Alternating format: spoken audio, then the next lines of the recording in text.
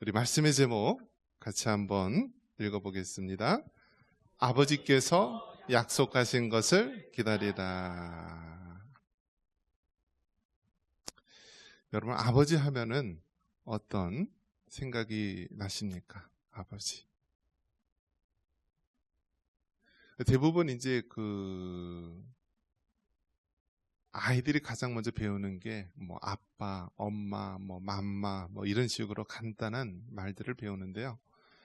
세계적으로 이 아빠, 엄마를 부르는 이름은 비슷합니다. 그 성경에도 보면은 우리 이스라엘 그 히브리어에서도요, 아빠를 아바라 부릅니다. 아바. 그래서 아바, 아버지. 그 아빠라는 뜻이에요. 아빠. 아버지.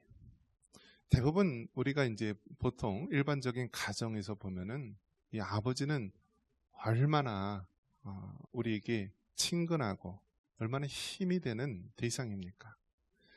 부모님이 계시다는 그 사실 하나만으로도요, 우리 인생의 커다란 방파제와 같은 것입니다.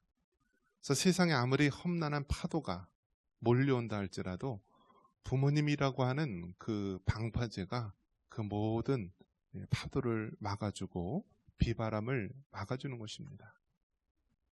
사실 예전부터 아버지는 어머니에 비해서 더 엄숙하고 또 말도 별로 없으시고 털 뒤에서 이렇게 묵묵히 계시는 그런 모습으로 우리가 생각하기 쉬운데, 요즘의 아버지는요 반대로 됐어요. 반대로.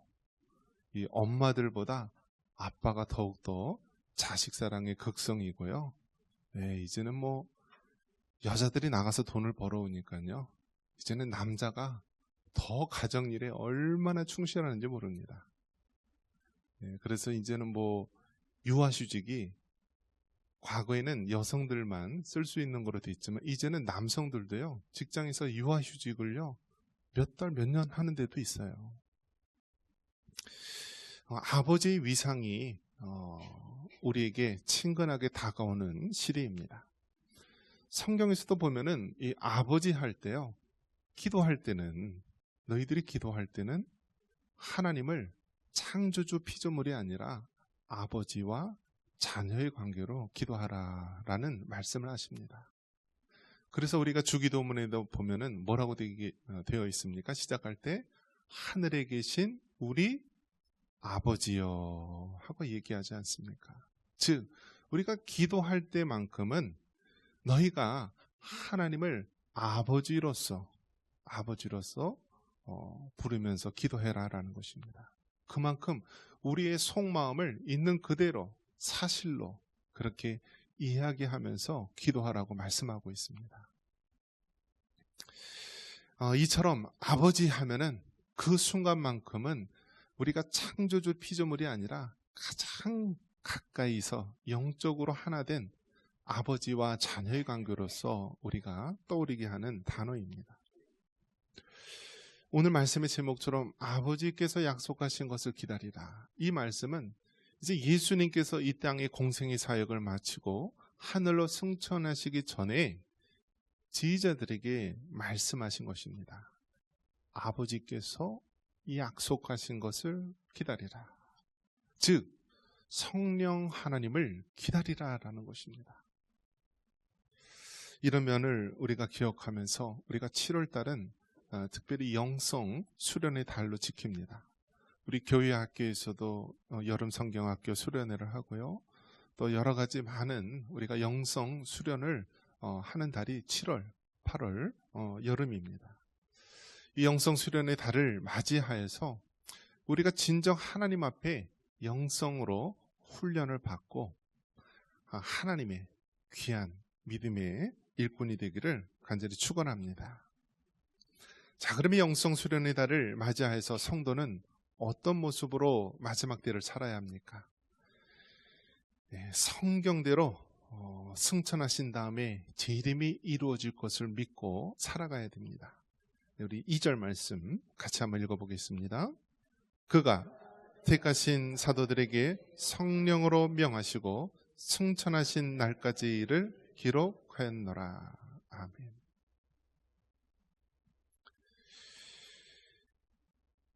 영성 수련은 달을 맞이하여서 성도는 어떤 모습으로 살아야 되냐면 성경대로 승천하신 다음에 재림이 이루어질 것을 믿으며 살아야 되는 것입니다.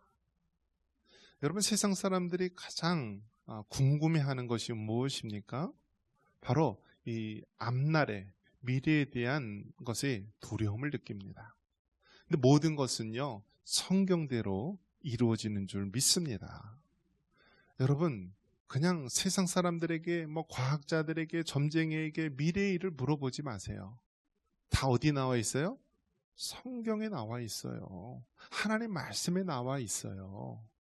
하나님께서 세우신 교회에서 주님이 세우신 주의 종을 통하여 하나님의 말씀을 바로 배우시기를 바랍니다. 어디 가서 기웃기웃 거리지 마시고요. 예언자라는 사람, 하는 사람 그런 데 가서 이상한 소리 듣지 마시고요. 하나님 말씀을 바로 깨닫고 그 말씀대로 순종하면은 우리가 승리하는 줄 믿습니다. 여러분, 우리가 하나님을 믿는다라고 하는 것은 하나님의 말씀을 믿는다는 것과 같은 것입니다. 이 성경 말씀은 여러분, 믿음의 목사님들, 믿음의 선진들이 고백하기를 태산과 같다라고 이야기합니다. 뭐가 같다고요? 태산. 그러니까 여러분, 태산이라고 한다면 어마어마하게 큰 산이에요. 큰 산. 어마어마하게 큰 산. 그러니까 이 성경이라고 하는 것이 태산과 같이 어마어마하게 큰 산인데 그 큰 산에는 무엇이 있습니까? 금광도 있고요. 은광도 있고 동도 있고요. 다이아몬드도 있고 온갖 보석들이 많이 있어요. 그 안에서 여러분 이 귀한 보석들을 캐고요. 우리 영이 살아나고 이 땅 가운데서 풍성한 삶을 살아야 되지 않습니까? 그렇기 때문에 여러분, 하나님 말씀, 이 성경을 사모하시고요. 이 말씀대로 이루어짐을 우리가 알아야 됩니다. 근데 이 성경이 태산과 같은 것이기 때문에 우리가 잘 알지 못할 수가 있어요. 그렇기 때문에 교회에서 세우신 우리 교육자들을 통해서 지도를 받는 거예요. 하나님의 말씀을 우리가 배우고 깨닫도록 하는 거예요.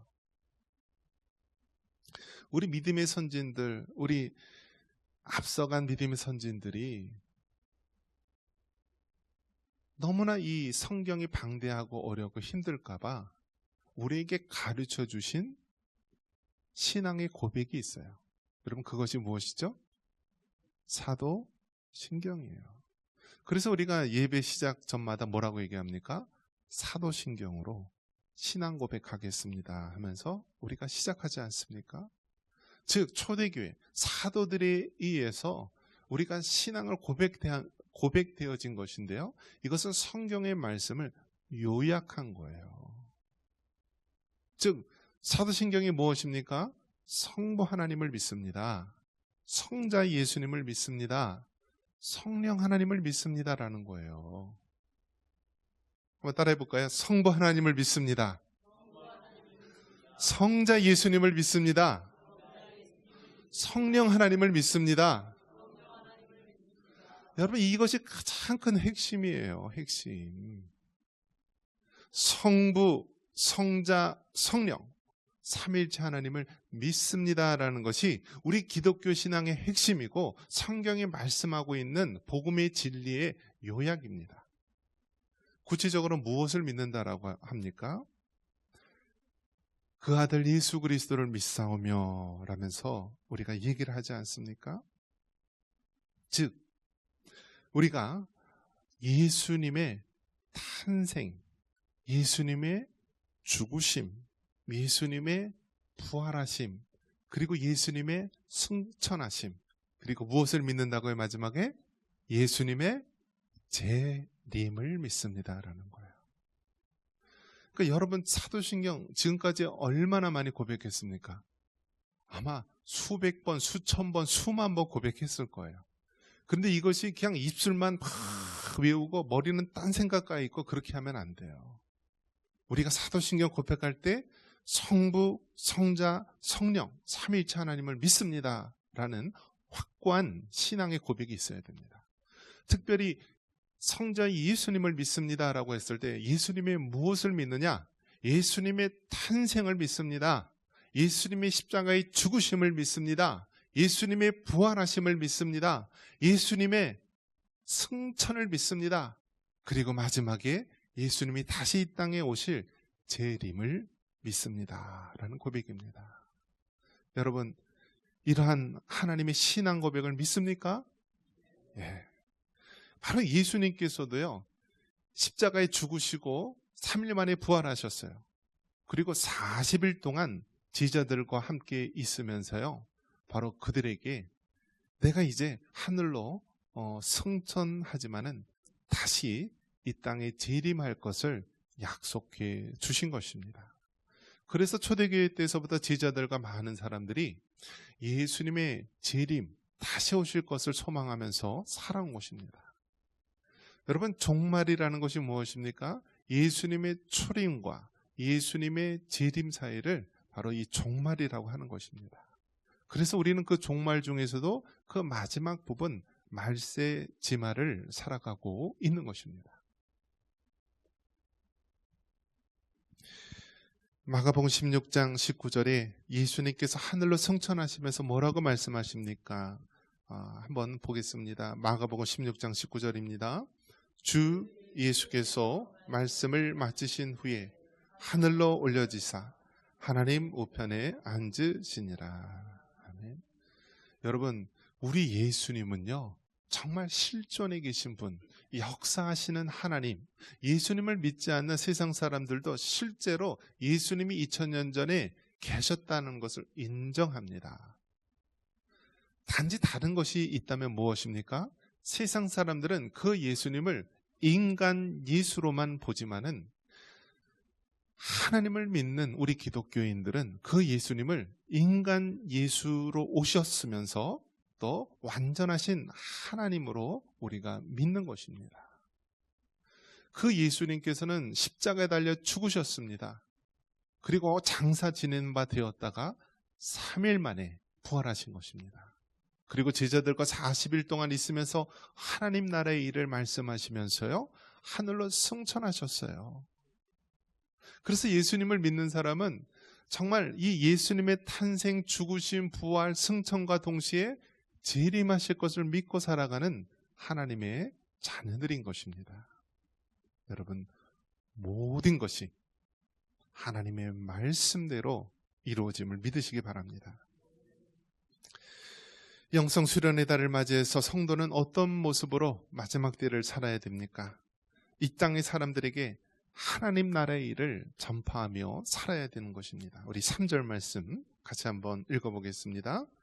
그가 고난받으신 후에 또한 그들에게 확실한 많은 증거로 친히 살아계심을 나타내사 40일 동안 그들에게 보이시며 하나님 나라의 일을 말씀하시니라. 아멘.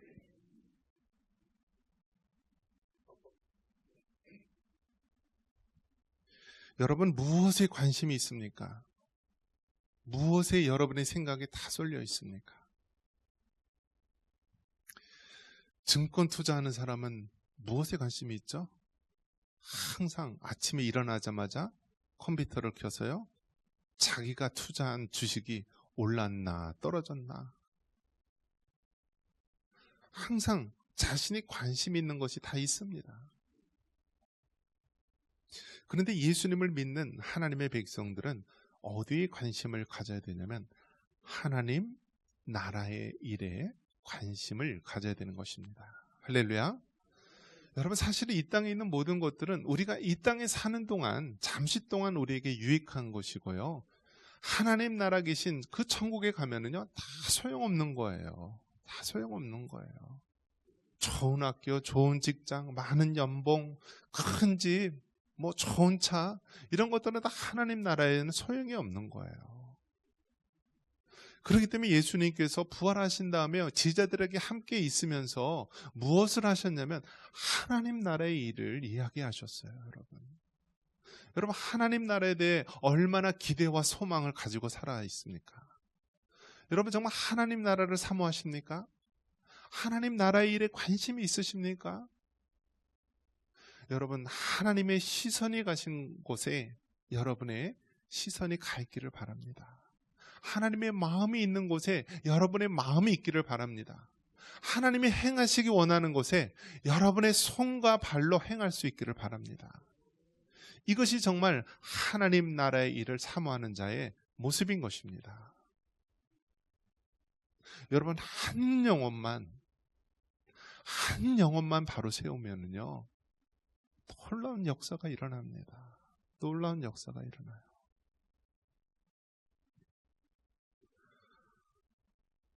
어느 주일학교 선생님인데요, 어떤 사람은 막 교회를 위해서 많은 일들을 위해서 또 많은 사람들을 전도하면서 자랑을 합니다.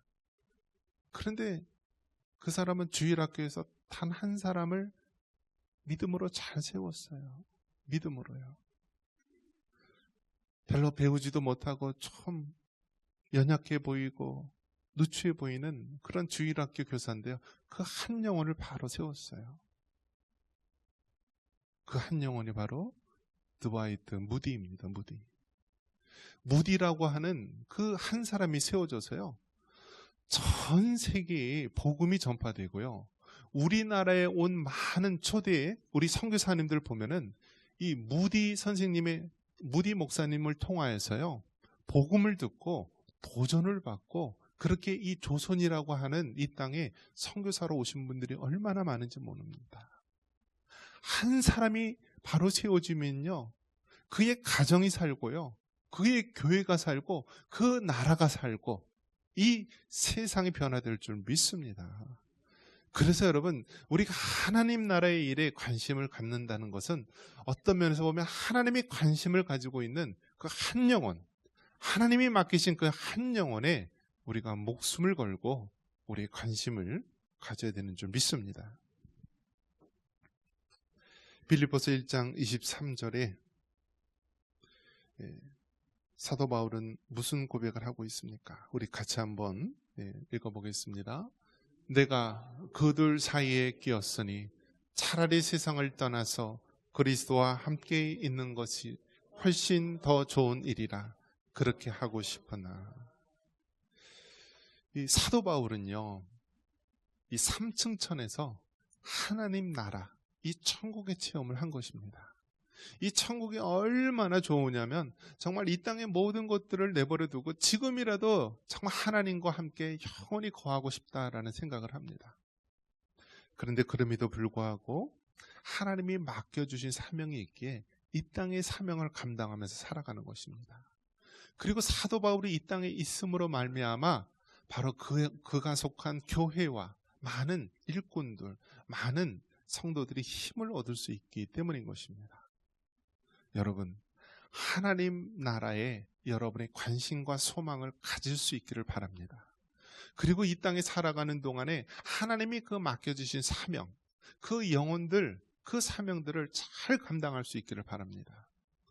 여러분, 하나님이 창조하신 제도가 무엇입니까? 가정과 교회입니다. 아무리 세상 마지막 때가 되고 현대 문명에 발달한 그러한 사회가 됐다 할지라도 하나님은요, 교회를 통해서 사용하시는 거예요.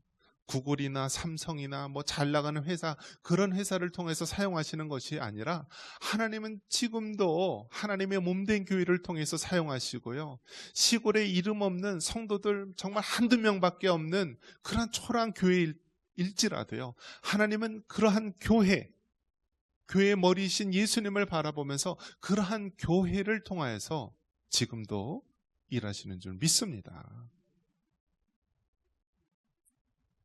어떤 사람들은 교회의 사이즈를 가지고 외모를 가지고 판단합니다. 이 시골교회 목사를 하면은요, 사람들이 엄청 무시해요. 여러분, 목회자가 되기 위해서는요, 기본적으로 석사 이상 공부해요. 신학대학원에서 공부를 하면 목회학 석사를 줘요. 그것도 일반 석사 과정도 아니고 2년 과정이 아니라 1년 더 3년 과정을 공부해요. 그럼에도 불구하고 그 많은 목회자들이요, 최저임금도 받지 못하고 어려운 가운데 해요. 왜 그렇습니까? 하나님의 부르심과 그 사명을 위해서 하는 것입니다. 그런데 세상 사람들이 무시하고 멸시합니다. 그런데 성도들은 어떻게 마음을 먹어야 됩니까? 그런 주의 종에 대해서요, 귀하게 여길 수 있는 마음을 가져야 되는 거예요. 여러분의 자녀가, 여러분의 사위가 목사님이 되고 목회자가 된다라고 생각해 보십시오. 최저임금도 받지 못하고 열악한 상황 가운데서 고군분투하는 모습을 바라보십시오. 이제는 저를 비롯해서 기존에 있던 목회자들은요, 그나마 사명감을 가지고 자리를 지킵니다. 그런데 요즘 젊은 사람들은요, 아예 목회자가 되려는 시도도 안 합니다. 이제 여자분들, 이 딸들도요, 이제 목회자 사모 안 한다고 해요. 힘들어서. 그러면 어떻게 되죠? 결국 우리나라에 있는 교회들이 유럽에 있는 교회들처럼 노인들 몇몇만 교회를 지키다가 나중에 교회가 이슬람 사원으로 되고 술집으로 바뀌는 안타까운 일이 벌어지는 것입니다. 여러분, 세상 썩어질 것에 관심 갖지 마시고요, 하나님이 창조하신 제도인 교회와 가정에 여러분의 마음과 여러분의 시선이 향하기를 바랍니다. 영성 수련의 달을 맞이해서 성도는 어떤 모습으로 마지막 때를 살아가야 됩니까? 교회를 떠나지 말고 성령의 능력으로 사명을 감당해야 합니다. 우리 4절 말씀 같이 한번 읽겠습니다. 사도와 함께 모이사 그들에게 분부하여 이르시되 예루살렘을 떠나지 말고 내게서 들은 바 아버지께서 약속하신 것을 기다리라. 아멘. 여러분, 마지막 때에 우리는 어떤 모습으로 살아가야 됩니까? 교회를 떠나지 말고 성령의 능력으로 우리의 사명을 감당해야 되는 것입니다. 예수님께서 죽으신 지 3일 만에 부활하셨습니다. 40일 동안 제자들과 있으면서 하나님 나라의 일을 말씀하셨습니다. 그러면서 이제 하늘로 승천하시는 거예요. 하늘로 승천하시면서 뭐라고 얘기하시냐면요, 너희들은 예루살렘을 떠나지 말고, 이건 무슨 뜻입니까? 바로 하나님이 세우신 그 교회를 떠나지 말라라는 거예요. 교회를 떠나지 말라. 요즘 성도들이 보면은요, 어떤 성도들이 많은지 아세요? 가난한 성도들이 많다.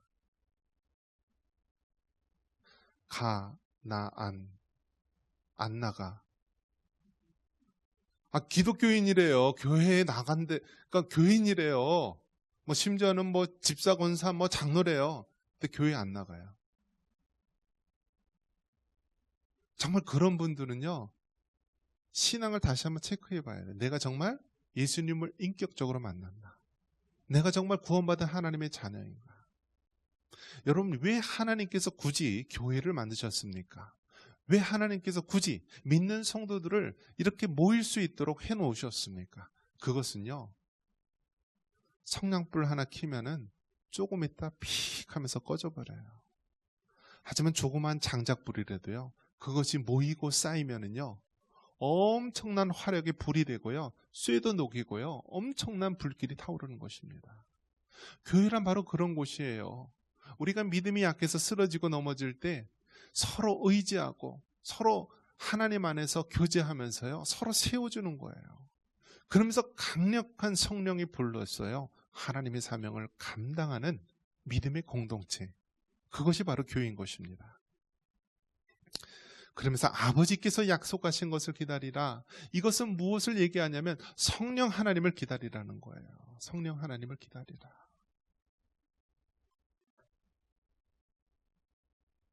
여러분 생각해 보십시오. 부모가 이제 그 연약한 자녀를 떼어놓고 갈 때요, 얼마나 그 마음이 불안하고 혹시 무슨 일이나 생기지 않을까 걱정이 많이 있겠습니까? 이제 뭐 연천에 있으니까 대부분 우리 자녀들 키우다 보면요, 고등학교 졸업하면은 이제 다 객지로 보내야 되더라고요. 대학에 가기 위해서도 객지로 보내고, 또 뭐 사회에 진출하거나 취업하기 위해서도 객지로 보내야 되고, 그럴 때 그 부모의 마음이 이 수십 년 동안 길러봤지만 아직도 어린 자녀고 불안한 거예요. 그럴 때 여러분, 정말 아무리 부모가 자녀를 사랑한다 할지라도 어떻게 그 자녀를 24시간 360일 지키고 보호할 수 있겠습니까? 그때는 단 하나, 무엇에 의지해야 되죠? 아버지께서 약속하신 성령 하나님께 여러분의 자녀를 맡겨야 되는 줄 믿습니다. 여러분, 여러분이 아무리 자녀를 사랑하고 누구를 정말 보호해 주고 싶어도요, 인간은 연약해서 할 수가 없어요. 바로 성령 하나님, 그 성령 하나님을 의지해서 우리가 승리하며 살아갈 수 있는 거예요. 바로 그 예수님께서 이 땅에 승천하실 때 너희들은 이 예루살렘을 떠나지 말고 아버지께서 약속하신 것을 기다리라. 즉 성령 하나님을 힘입어서 너희들이 살아가야만 승리할 수 있다라는 거예요. 그런 면에서 여러분, 우리는 정말 성령님의 능력을 더욱더 의지해야 합니다. 얼마나 여러분 이 세상이 힘들고 어려운 그런 상황들이 많이 있습니까? 곳곳에 얼마나 많은 어려움과 시험과 구덩이들이 많이 있습니까? 우리나라에요, 이제 점점 많이 생기는 것이 싱크홀이라고 합니다. 싱크홀.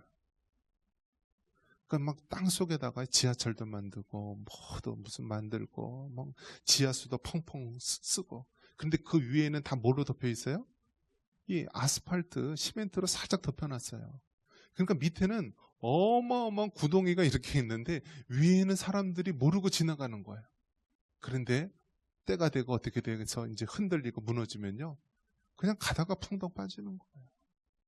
지금 우리가 살고 있는 이 시대가 그런 거예요. 겉으로 보면은 멀쩡한 길이고 아주 고속도로처럼 길이 쫙 펼쳐져 있지만 그게 정말 땅이 꺼지고 무너지고 비가 오고 비바람이 불어서 어떤 재난이 일어날지 모르는 것이 이 세상입니다. 이 세상엔 여러분, 우리가 의지할 것은 무엇입니까? 아버지께서 약속하신 것, 바로 성령 하나님을 의지해서 살아가야 되는 것입니다. 말씀을 믿습니다. 여러분, 우리는 모든 것이 성경 말씀대로 이루어지는 줄 믿습니다. 예수님께서 탄생해서 죽으셔서 부활하셔서 승천하셨고 마지막에 재림하실 것도 믿습니다. 그 승천하신 예수님께서 우리에게 약속하셨습니다. 아버지께서 약속하신 것을 기다리라고 말씀합니다. 즉 마지막 종말의 때를 살아가는 우리들은 성령 하나님을 의지해서 모든 것에서, 가정과 교회와 이 나라에서 성령의 도우심을 통하여서만 우리가 승리하는 줄 믿습니다. 끝까지 그러한 신앙으로 승리할 수 있는 우리 모두가 되기를 주님의 이름으로 축원합니다.